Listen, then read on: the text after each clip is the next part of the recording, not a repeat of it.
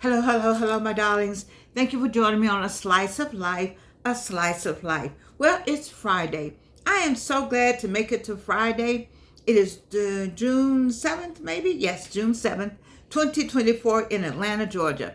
And it's hot. Is it hot where you are? Well, it's hot here. It's hot across America right now.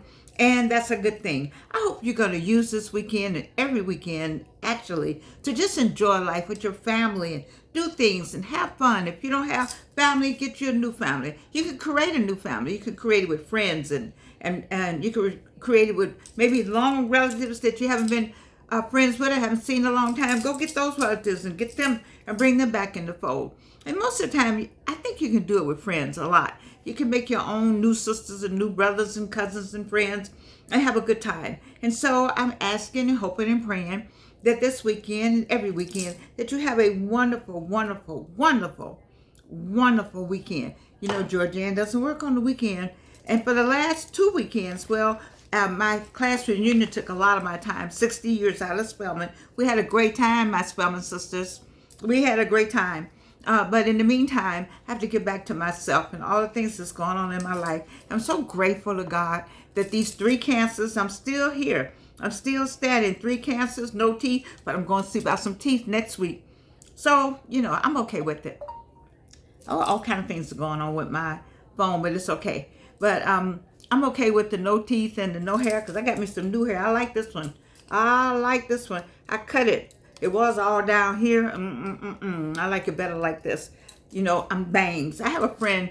I have 2 friends. They call me Bangs. That's their nickname for me. I have another group of people. All their life been calling me Group.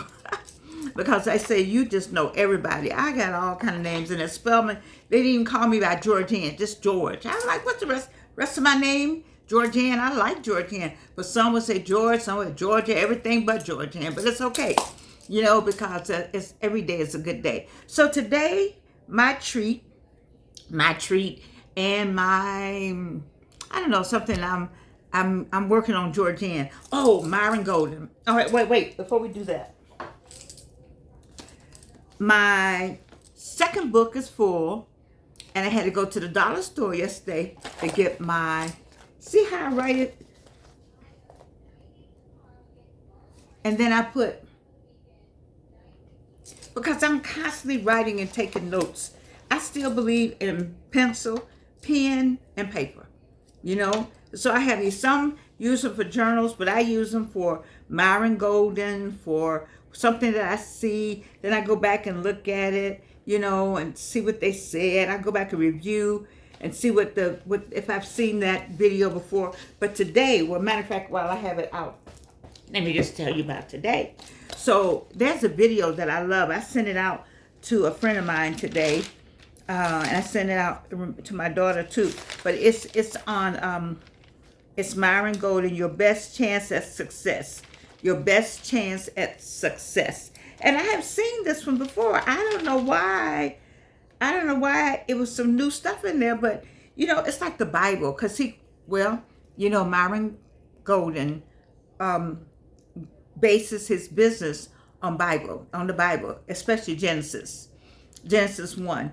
And so, it's like the Bible with him. You just go back and see more things. And look, I got all these pages here that I wrote, and I'm sure I got it somewhere else. But today, it just hit me. Things hit me differently. And what I got out of this one so much was for me to be more intentional about being my authentic self.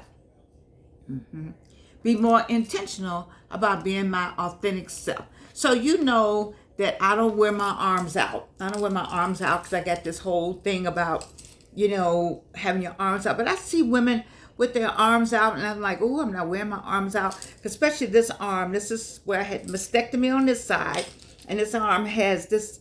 It started growing immediately. This did, and then it stopped, and I was so glad it stopped. But the point I'm making is that I never had these arms out. I guess that's why it's the difference between my face and my arms. Ooh, look at that. Is because I never had my arms out. But then it's hot. So if it's hot, why am I covering up? I'm hot because I'm ashamed to show my arms. I'm just going to go ahead and show my arms. That's what I'm going to do. So, so I guess it was being more intentional about being my authentic self. It's like loving myself, all of it, whatever that is. So my arm, this arm is bigger. This arm is trying to catch up with it, but this arm is bigger. But it's just too hot to have my arms covered up. My arm, I never have to worry about a suntan because you never see these arms. You see, and so anyway, I just want to share what I got today. So I want to read from you. Yes, you're going to be the first to hear and know I'll be reading from my new book. And so let me read some things from my new book. So friends constantly ask me, what keeps me going? And how do I sustain my energy for life after 3 bouts with cancer? The answer for me is simple. God has me on a mission, and the work has not been done. I must create. You like that? Okay. Let me go to the next thing. So I wrote this one. Levitt Stovall is always talking about the glory train. So he doesn't even know I wrote this with him in mind. Not with him in mind, but because he talks about the glory train so much, I decided to write something called The Glory Train. And so to Mr. Stovall, who does not watch any of my shows because he's busy right now helping his daughter run for state senator. That's Valencia Stovall. And so, but in the meantime, Mr. Stovall, happy Father's Day.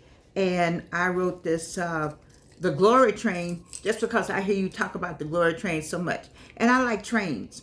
I grew up on trains. I came to Spelman on a train. My stepfather, his first job that I know of, I would know as a kid, was throwing the mail on the train, sorting the mail. Back then, you sorted the mail. He sorted the mail between Chicago and Pennsylvania, somewhere in Pennsylvania, and Pittsburgh. And so people rode the trains back then and sorted the mail. They didn't have machines to sort the mail. They had warm bodies. So that's what he did. He sorted the mail between Chicago and Pittsburgh. So he was gone a week at a time. And he would be gone a week and then come back a week. And then be gone a week. Come back maybe 1-2 days, then be gone again. And so we didn't see him much, but we saw him enough. He did that until he became the president of the union in Gary's. That's how I got to be such a union girl, because the union was everything in my house. And with your stepdaddy, the president, yes it was. Somebody was always coming over the house with some union something. And then at the end, he would travel with them and help with litigation and stuff. So, anyway, that's how I got off the train. That's how I got on the train story. But let me call it the Glory Train. Sitting à la gare, looking both ways, not sure which train is coming. I know it's coming. Looking at the people, same drawn faces. Some say they're tired. Some on their bed of affliction. Some just looking both ways, heads flipping like at a tennis match.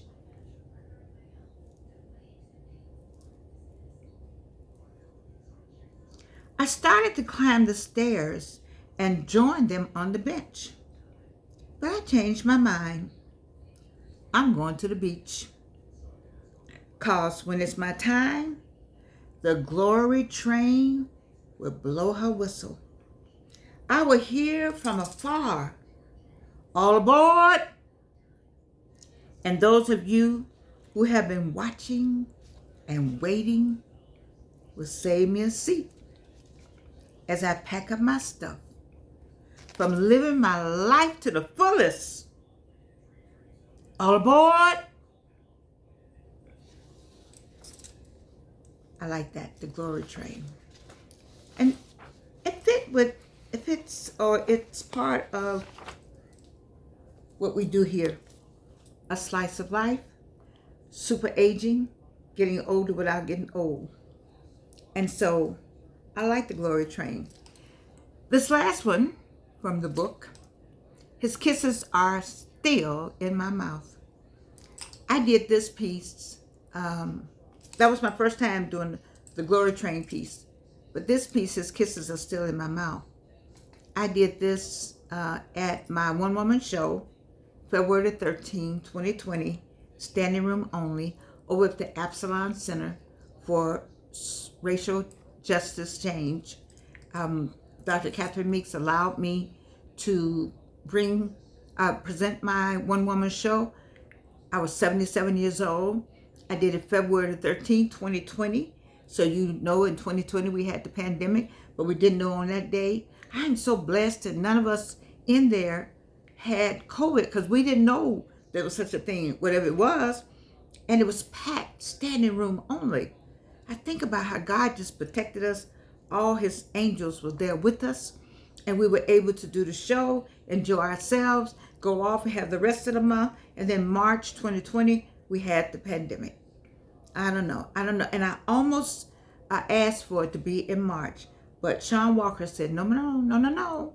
You need to have it in February. And L. Cornell Pearson's birthday was February 14th. Archbishop John Lewis' birthday was February 14th. I think they both, when I said, what do you think about February 13th? They said, our birthday, my birthday. So it turned out well. And it was date night. A lot of people were there as couples. And so I'm very grateful for just having God steer me and have had the opportunity. I was 77 years old, and some of those songs I had never sung in public. And the most of the music, all of the music, I think, all of the music came from my play, Ain't Nobody Dancing. You heard me talk about it, I think, on yesterday, where I'm going to go ahead and have a reading, but I have a lot of music. Georgianne has some more music that she just needs to look at. And Tafasi doesn't know about this other music. He's been doing my music since Nancy Westmoreland is over in Chattanooga, Tennessee. Miss Westmoreland played my first event and my only so far one-woman show. And so the next thing we'll do is the music from the play, Ain't Nobody Dancing, will be part of the reading of the play, Ain't Nobody Dancing. So we have plans. Right now, the book, I'm giving you two pieces from the book. This is the third one, and 3 is the charm. His kisses are in my mouth. When I did this the first time, people were just amazed. And one person said, I thought you were such a church lady. I'm like, I didn't know what that meant at all. And I don't know, still don't know what that meant. I'm not going to comment at all on any of that. But, don't church people get married? I don't know. Don't Christians kiss each other? I don't know. Don't they procreate? Something goes on to produce more Christians, so to speak. Produce more humans, so some kisses are in somebody's mouth. Somebody kissed somebody somewhere. So his kisses are still in my mouth. And somebody said, well, whose kisses? Everybody try to figure out what kiss, whose kiss, a combination of kisses. Let me tell you something. The person I wrote this for, they know I wrote this for them. So if I didn't call you and say, I wrote this for you, okay. How did I come to this point? I can still taste his kisses in my mouth. Who says things like this? Certainly not women aged 77, so they say. How dare you remain romantic? Why not? People will laugh, they say. Who is kissing a 77-year-old? Did I say the kisses were recent? Am I not allowed to have memories? Sometimes I lick my lips as I taste his kisses. What is exciting about life at this age is remembering and enjoying the memories. I hear from time to time statements on the television that say, make memories. Take heed and make some good ones. I never need to meet anyone new, even at 77, because I want his kisses to live on my tongue, slide over my teeth, sucking my tongue all at the same time. You see, there is nothing like a good kisser. A good kiss is so sexy. You want to hold on until you can't breathe. You wait for it so your body can slump deliriously into that ragdoll. Lifelessness while receiving life. I loved his kisses. I used to say, "Kiss me." He had no idea of the thunderstorms that erupted when his lips touched mine. How many moves can a tongue make as a seductive agent of love? "Kiss me," I moaned. They say, watch what you say, because life and death are in the tongue. Expanding on its power, all kinds of joy is in the tongue. The late superstar Prince wrote a song called "Kiss," a genius who understood the power of love, sex, money, and music. Kiss. I taste his kisses in my mouth. I don't want to change the flavor. If I kiss someone else, those two flavors, they may not mix. I may gag. And that would be embarrassing. I better stick with what I know. Lick my lips and smile to myself. Oh, 77 can be sexy, but you never know, because age still exists in your matrix, your reality. I learned years ago, time is a humankind phenomenon to keep order and establish controls. Life is in seasons, as in agriculture. There really is a time to plant and a time to harvest. He planted so many kisses in my reality that I can sit in my harvest time and taste his kisses in my mouth. Stick out your tongue and wait for it. Close out everything around you and give in to a smothering tongue and the memories you are making. Kiss me, baby, kiss me, I used to purr.